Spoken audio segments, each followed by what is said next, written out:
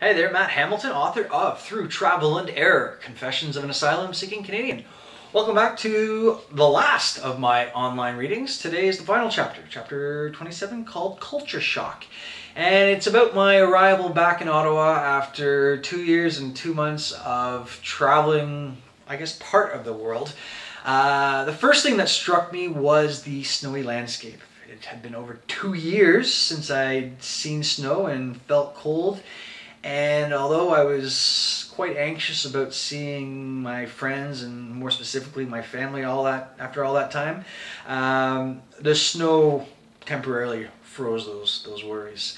Now this story will begin with me standing in the passport line waiting to re-enter Canada. I hope you enjoy.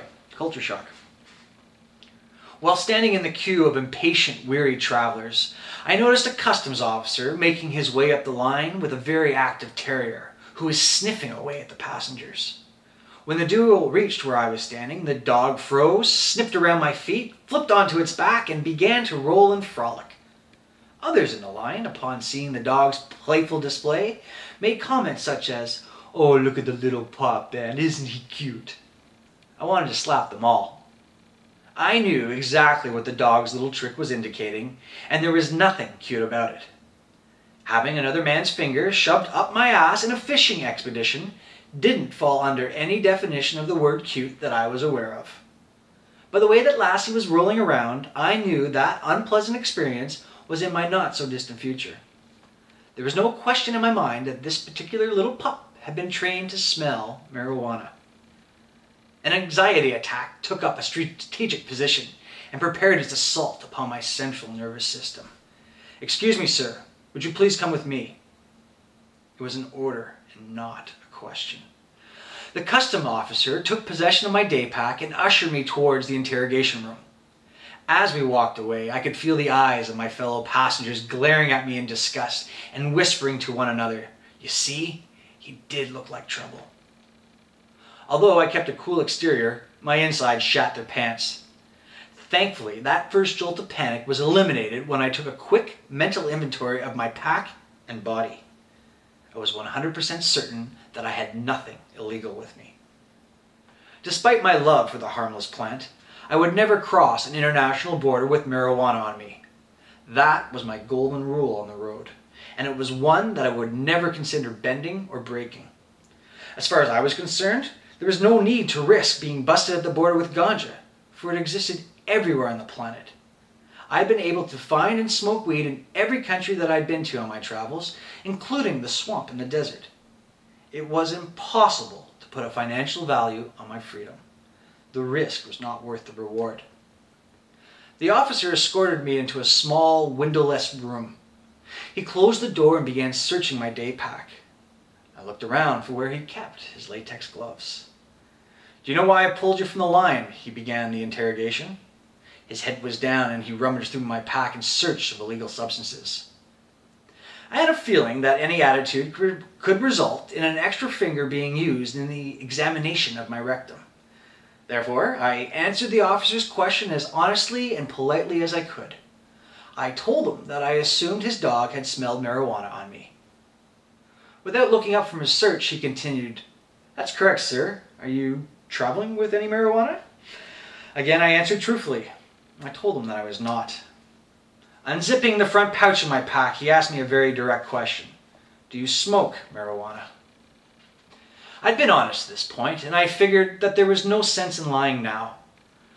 I conceded that there was no way to avoid a strip search, and since I had absolutely zero to hide, I answered with a confident and bold yes. The officer stopped his search, and for the first time he looked directly at me. "Do you smoke often?" he asked. I assumed that there were only so many fingers one could insert into another's anus, and it was this theory that ultimately influenced my truthful answer of every single day. "When was the last time you smoked?" he asked, now with a clearly exasperated tone. I looked at the clock on the wall and figured out the time zone difference between Ottawa and London. By my rough calculations, it had been about 12 hours since I'd smoked a joint with John.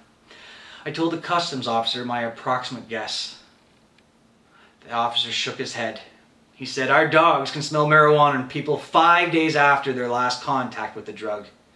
If you smoked only a few hours ago, then this is most likely what our dog detected. I'm wasting your time and mine. I do, however, still have to search your bags.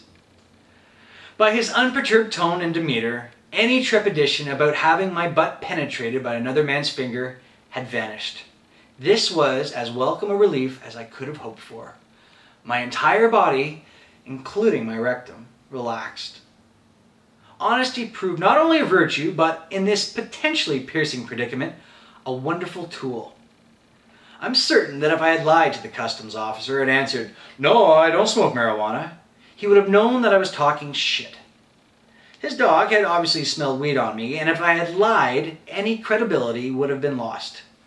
My deceit could provide the customs officer with just cause to search my ass. I wasn't smuggling any weeds, so what did it matter if I told the officer that I was a smoker? It was his job to prevent illegal substances from entering the country. He shouldn't give a rat's ass what I smoked in other countries, just as long as I didn't try to smuggle any home.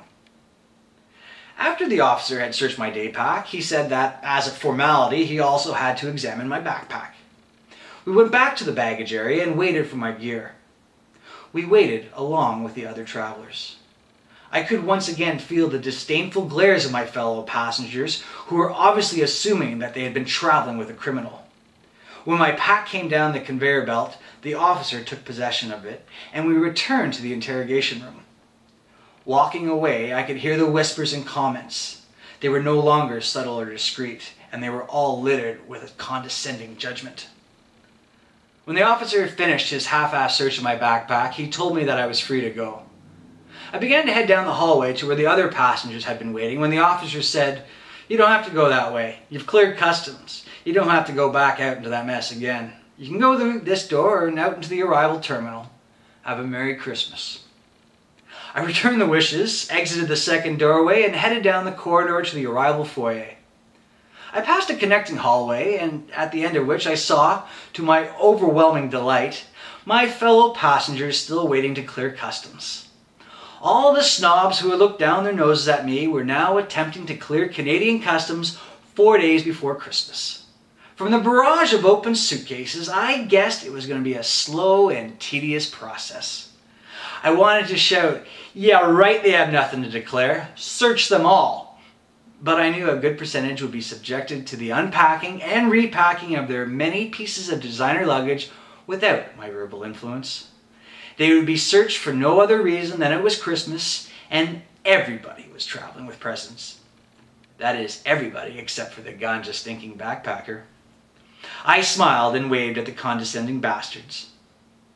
I stood there for a minute, relishing the satisfaction of seeing their luggage unpacked and smuggled items lying across the tables. I let the moment linger a little longer than I probably should have. I did so because I knew that once I left the airport, a world of uncertainty would be waiting. However, I knew that I was just delaying the inevitable. I couldn't avoid going back to the family home. It had to be done.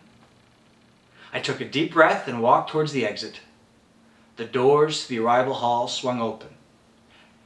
And that's where I'm going to leave you, people. I hope you enjoyed those readings. Actually, it was kind of fun doing them for you.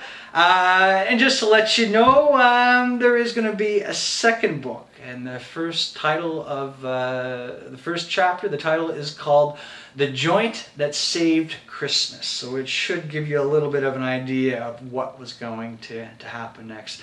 I really do hope you enjoyed spending a little bit of time with me, listening to me ramble on about my travels, maybe gave you a little bit more insight about myself and what there is to experience out in the world.